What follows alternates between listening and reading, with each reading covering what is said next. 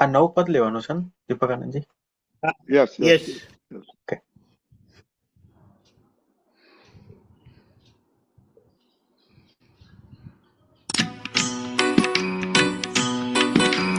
ગમે નહીં કાંઈ ગમે નહીં, દાદા ભગવાન વિના બીજું કાંઈ ગમે નહીં. રૂચે નહીં કાંઈ રૂચે નહીં, અસંગ સત્સંગ વિના બીજું કાંઈ રૂચે નહીં. જોવું નહીં કાંઈ જોવું નહીં, પૂતગલમાં શુદ્ધાત્મા વિના કાંઈ જોવું નહીં. સુણું નહીં કાંઈ સુણું નહીં, દાદા વાણી વિના બીજી વાણી સુણું નહીં. સૂંઘું નહીં કાંઈ સૂંઘું નહીં, આતમ ફોરમ વિના બીજી સૌરભ સૂંઘું નહીં. ખાવું નહીં કાંઈ ખાવું નહીં, સ્વાતમ પુષ્ટિ વિના બીજું ખાણું ખાવું નહીં. સ્પર્શું નહીં કાંઈ સ્પર્શું નહીં, અવિનાશી દ્રવ્ય વિના ક્યાંય સ્પર્શું નહીં. વાંચું નહીં કાંઈ વાંચું નહીં, તાપ્તવાણી વિના બીજી વાણી વાંચું નહીં. ગાવું નહીં કાંઈ ગાવું નહીં, મુક્તિ સુખ વિના બીજા પદો ગાવું નહીં. કરું નહીં કરાવું નહીં, અનુમોદું નહીં, ચરણ વિધિ વિના બીજી વિધિ કરું નહીં. અબુધ છું વ્યવહારે કાંઈ જાણું નહીં, આપત સૂત્ર વિના બીજું જ્ઞાન જાણું નહીં. ખપે નહીં કાંઈ ખપે નહીં, સ્વાનુભૂતિ વિના બીજા લક્ષ્ય ખપે નહીં. બેસું નહીં કશે બેસું નહીં, પરમહંસની સભા વિના ક્યાંય બેસું નહીં. વિશ્વને કલ્યાણકારી રિયલની સગઈ, કેવળ દાન પરિણામે એવું લખમય. વિશ્વને કલ્યાણકારી રિયલની સગઈ, કેવળ દાન પરિણામે એવું લખમય.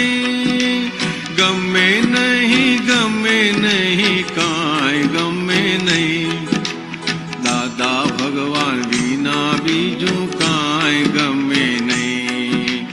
દાદા ભગવાન વિના બીજું કાંઈ ગમે નહીં. ઓ દાદા ભગવાનના અસીમ જય જયકાર હો. જય સચ્ચિદાનંદ. કવિરાજશ્રીએ આપણા જીવનના સામાન્ય રીતે જે બધા વ્યવહાર હોય છે એ બધા વ્યવહારમાં ક્યાં આપણે દાદાને મૂકી દેવા, દાદાને વાપરી લેવા, દાદાને સમજી લેવા, બહુ સરસ રીતે મૂકી દીધું છે. જે એમનું એક બીજું એક પછીની બે લાઈન કહીએ આપણે કે દાદા ભગવાન વિના કંઈ જગમે નહીં, કીર્તન ભક્તિ વિધિ વિના કંઈ જ જચે નહીં. અહીંયા જે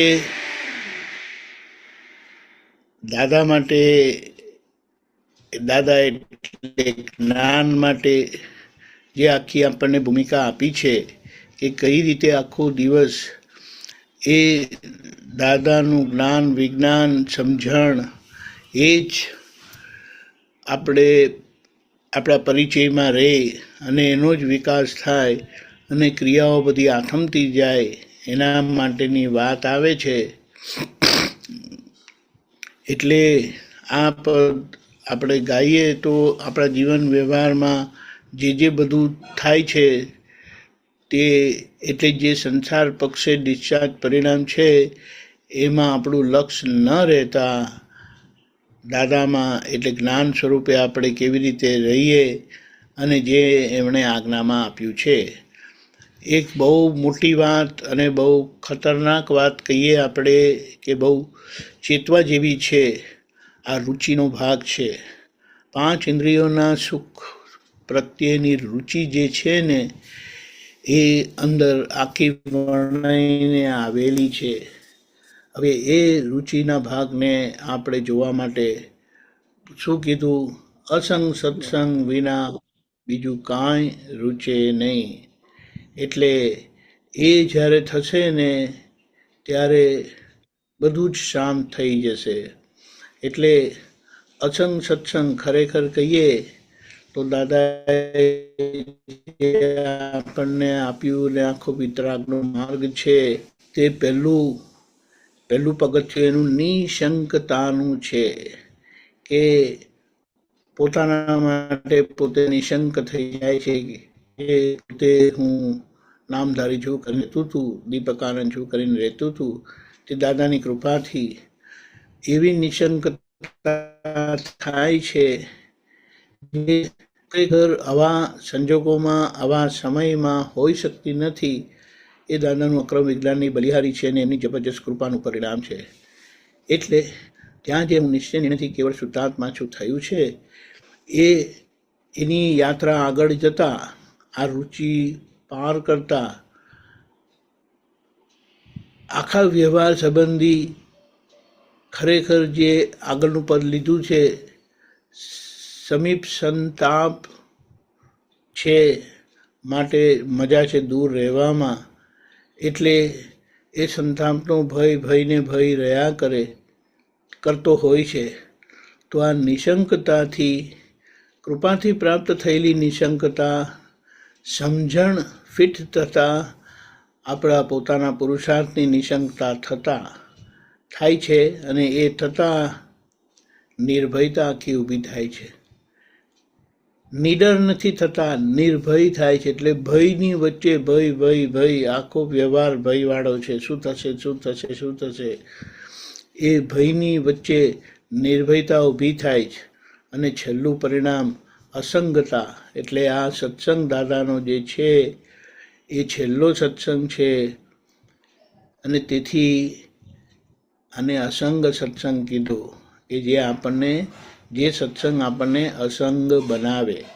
એટલે આ રુચિના સંબંધમાં આપણે આપણી અંતર વિચારણા ના કહીએ પણ અંતર ભાવના પણ ના કહીએ પણ આપણી અંતર એક શોધ રાખીએ કે આખા દિવસમાં 5 ઇન્દ્રિયોના સુખમાં ક્યાં કેવી રુચિ રહેલી છે.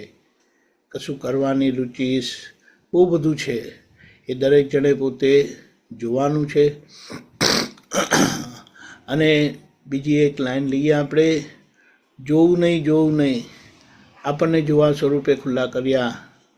2 વસ્તુ જોવાની છે. જોવામાં રાઈટ બિલીફ કામ કરે છે રોંગ બિલીફની સામે. અને આપણે કીધું પૂતગલમાં શુદ્ધાત્મા વિના કાંઈ જોવું નહીં. એટલે જોવાના ભાગમાં શું આવે તો બધાના પેકિંગને ખોલીને અહીં શુદ્ધાત્મા જોવા કીધું. કે આજે આપણે જોઈએ બધા ભેગા થઈએ છીએ, ભેગા થાય જ છે. ઘરમાં થાય, બહાર થાય છે, આજુબાજુ થાય છે, ટીવીમાં થાય છે, ફોનમાં થાય છે, બધી ભેગા થાય છે. તો ત્યાં આ શુદ્ધાત્મા જોવાનું ચૂકાય નહીં. એટલે રિલેટિવ રિયલ પહેલી 2 આજ્ઞા આવી ગઈ. જે ભગવાનના વખતમાં 2 જ આજ્ઞા અપાતી હતી અને એ આજ્ઞાનો વિસ્તાર થતાં કેવળ જ્ઞાન ખુલ્લું થઈને જીવ મોક્ષે જતા હતા. આપણા માટે 1, 2, 3 અવતારની યાત્રા થઈ ગઈ છે દાદાની કૃપાથી. જે અસંભવ છે આવા સમયમાં તે દાદાએ એમના અક્રમ વિજ્ઞાન થકી સંભવ કરેલી છે. આગળની બીજી વિશિષ્ટતા આપણે પછી જોઈશું. જબરજસ્ત પદ છે, આખો દિવસ એને વાગોળતા રહીશું. જય સચ્ચિદાનંદ.